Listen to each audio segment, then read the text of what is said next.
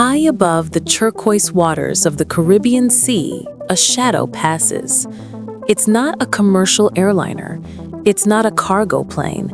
It's one of the most lethal aircraft in the United States Air Force arsenal, the AC-130J Ghostrider. And right now, it's operating closer to Venezuelan airspace than it has in years. With a price tag of $165 million, this isn't just a gunship. It's a flying fortress. Equipped with a 105mm howitzer, precision-guided missiles, and the ability to loiter over a target for hours, the Ghostrider earned its nickname for a reason. It's the Angel of Death. But why is this aerial behemoth, typically deployed to combat zones in the Middle East, now circling the Caribbean? What message is the Pentagon sending to Venezuelan President Nicolas Maduro? And what does this mean for regional stability?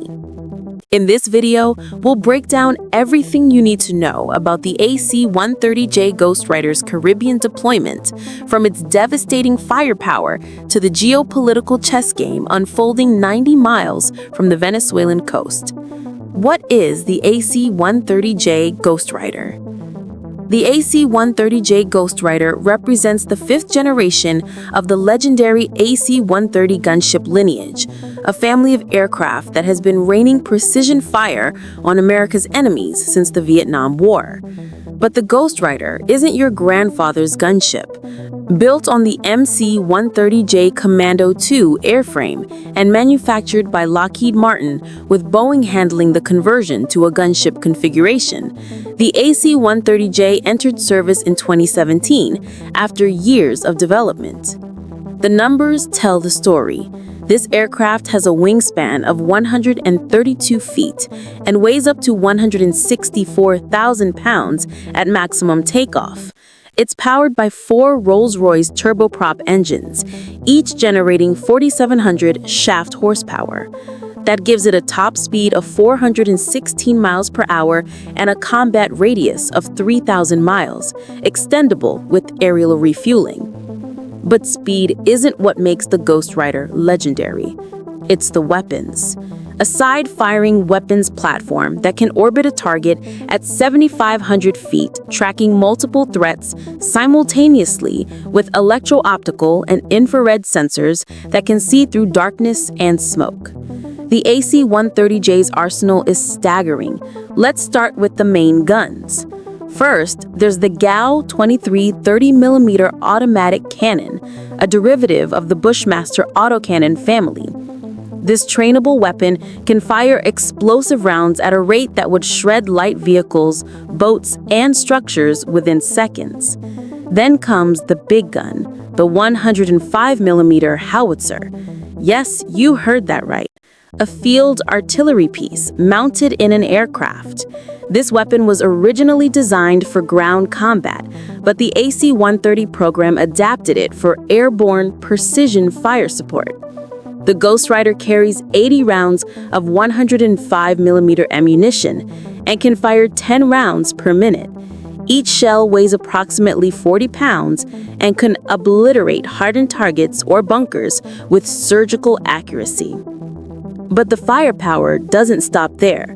Under the wings, you'll find mounting points for AGM-114 Hellfire missiles, the same precision munitions used by Apache helicopters and Predator drones. These laser-guided missiles were designed for anti-tank warfare, but have proven devastatingly effective against high-value targets, fast boats, and even individuals when necessary. Additionally, the Ghostrider can deploy GBU-39 small-diameter bombs and AGM-176 Griffin missiles through launch tubes integrated into the rear cargo ramp. These weapons provide standoff engagement capability, allowing the crew to strike targets without entering the gun's traditional firing orbit. All of this firepower is managed by a crew of 9, 2 pilots, a combat systems officer, a weapons systems operator, a sensor operator, and 4 special mission aviators who operate the guns and manage defensive countermeasures. The AC-130J's mission management console integrates all sensors, weapons, and communications into a single interface. The crew can track multiple targets, coordinate with ground forces, process intelligence from drones and satellites, and deliver precision fires while maintaining a communication link with joint tactical operations centers. And here's the kicker. The aircraft is equipped with advanced defensive systems, including large aircraft infrared countermeasures that can detect and defeat incoming missiles with directed infrared countermeasure lasers and flares. In short, the AC-130J is designed to dominate low-intensity battle spaces and provide overwhelming fire support to special operations forces. So, why is this aircraft, purpose-built for counterinsurgency operations in places like Afghanistan and Iraq, now operating in the Caribbean? The answer is complex, but it starts with timing. In August 2025, the Trump administration initiated what the Pentagon describes as an expanded counter-narcotics operation targeting Venezuelan-linked drug trafficking networks. What began as enhanced maritime interdiction quickly escalated into one of the largest American military buildups in the region since the Cold War. By mid-October, satellite imagery and flight tracking data confirmed that AC-130J Ghostriders had deployed to two strategic locations, Roosevelt Roads Naval Station in Puerto Rico and the cooperative security location at Comalapa in El Salvador. Let's talk about Puerto Rico first. Roosevelt Roads was once the most important U.S. naval installation in the Caribbean. After its closure in 2004, the massive facility sat largely dormant for 20 years. But in 2025, it roared back to life. Satellite photos show new construction, freshly repaved runways, and aircraft that haven't been there in years, including AC-130J gunships with wing-mounted Hellfire missiles clearly visible on the tarmac. The choice of Roosevelt Roads sends a clear message. Puerto Rico is U.S. territory, which means aircraft operating from there don't require host nation approval. And, geographically, it's perfectly positioned, just 500 miles from the Venezuelan coast. That puts Caracas well within the Ghostrider strike range. But the deployment extends beyond Puerto Rico. In El Salvador, at the cooperative security location Comalapa, co-located with the country's main international airport, another AC-130J has been photographed operating alongside Navy P-8A reconnaissance aircraft. This marks the first time El Salvador has hosted U.S. combat aircraft with strike capability, reflecting the close relationship between President Nayib Bukele and the Trump administration. Flight tracking data reveals that these gunships have been conducting regular missions, though their exact routes remain classified under operational security protocols. What we do know is that they're flying in coordination with B-52H strategic bombers, F-35B Lightning Toil stealth fighters, MQ-9 Reaper drones, and a naval task force that includes at least 7 surface warships and 1 Virginia-class nuclear submarine. This isn't just a counter-narcotics operation. This is expeditionary warfare planning at scale. Now, let's address the elephant in the room, Venezuela. The Pentagon insists this deployment is about drugs, and there's truth to that. Venezuela has become a major transshipment point for cocaine moving from Colombia to the United States. Intelligence assessments suggest that elements within the Venezuelan military and government are deeply involved in narcotics trafficking through what U.S. authorities called the Cartel of the Suns, allegedly headed by senior officials in the Maduro regime. In September 2025, a U.S. Navy strike destroyed a suspected drug trafficking vessel in the southern Caribbean, reportedly killing 11 people aboard. The Pentagon hasn't released official details, but open-source intelligence confirmed the strike occurred. This lethal interdiction raised legal and ethical questions under international law, particularly given its proximity to Venezuelan waters. But analysts agree, this is more than just drugs. It's about pressure. The Trump administration has made no secret of its desire to see Nicolás Maduro removed from power. Following Venezuela's disputed 2024 presidential election, which the opposition claims was stolen, Washington has intensified sanctions, frozen assets, and designated Venezuelan entities as terrorist organizations. The military deployment is the logical next step in this pressure campaign. By positioning strike-capable assets within minutes of Venezuelan territory, The U.S. creates what defense strategists call strategic ambiguity, the capability to act without committing to specific action.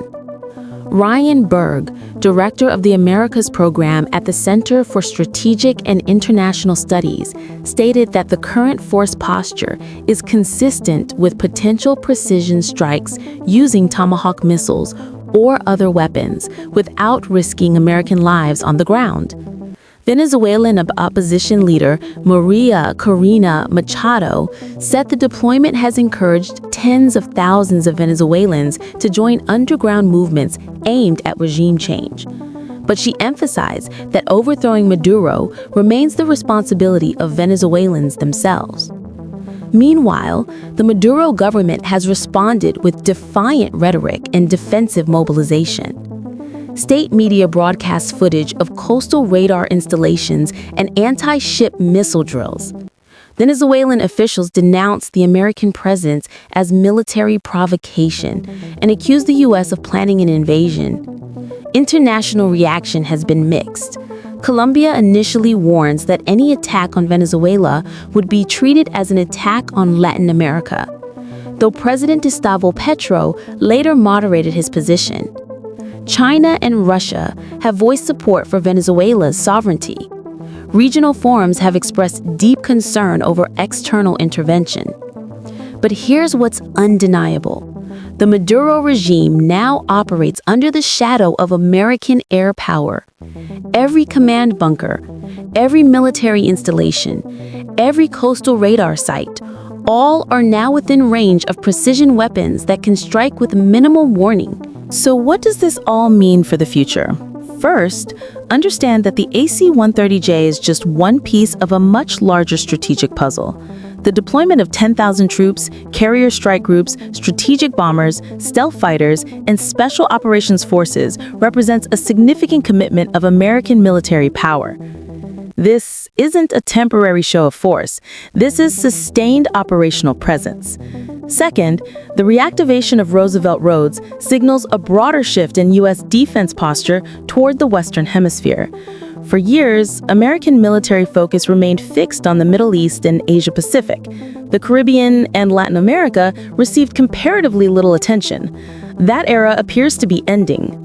Third, the use of the AC-130J in a counter-narcotics and potential strike role demonstrates the versatility of this platform.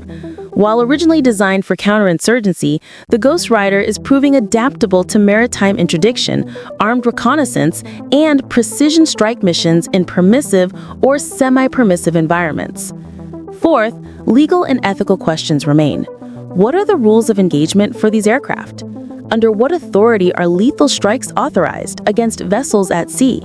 How does international law apply when operations occur in international waters but near foreign territorial seas? These questions don't have easy answers, and they're likely to generate ongoing debate. Finally, there's the question of escalation. Every military deployment carries risk. Miscalculation, miscommunication, or unintended incidents could spiral into broader conflict. The proximity of American firepower to Venezuelan territory increases that risk. Defense analysts note that while a ground invasion of Venezuela remains unlikely, the current force posture enables limited, targeted strikes if political decision-makers authorize them. Whether those strikes occur depends on factors far beyond military capability: diplomatic negotiations, domestic political considerations, and the actions of the Maduro regime itself. The deployment of the AC-130J Ghostrider to the Caribbean represents a significant moment in U.S.-Latin American relations. This $165 million flying fortress, with its devastating firepower and advanced sensors, now patrols the same waters where American gunboat diplomacy once held sway over a century ago. But this isn't the 19th century. Modern warfare combines precision technology, global communications, and real-time intelligence. The Ghostrider embodies that evolution, a platform that can surveil, communicate, and strike with unprecedented accuracy. Whether this deployment achieves its stated objectives, disrupting drug trafficking and pressuring the Maduro regime, remains to be seen. What's certain is that the strategic landscape of the Caribbean has fundamentally changed. For the crew of the AC-130J circling overhead, the mission is clear: provide persistent airborne firepower, deter adversaries, and be ready to strike if ordered. For observers on the ground, the message is equally clear: American military power has returned to the Western Hemisphere, and it's here to stay. Thanks for watching. If you found this analysis valuable, please subscribe, hit the notification bell, and share this video. Leave your thoughts in the comments. Do you think this deployment is justified? What should U.S. policy toward Venezuela look like? Let's discuss. Until next time, stay informed, stay engaged, and stay aware of the forces shaping our world.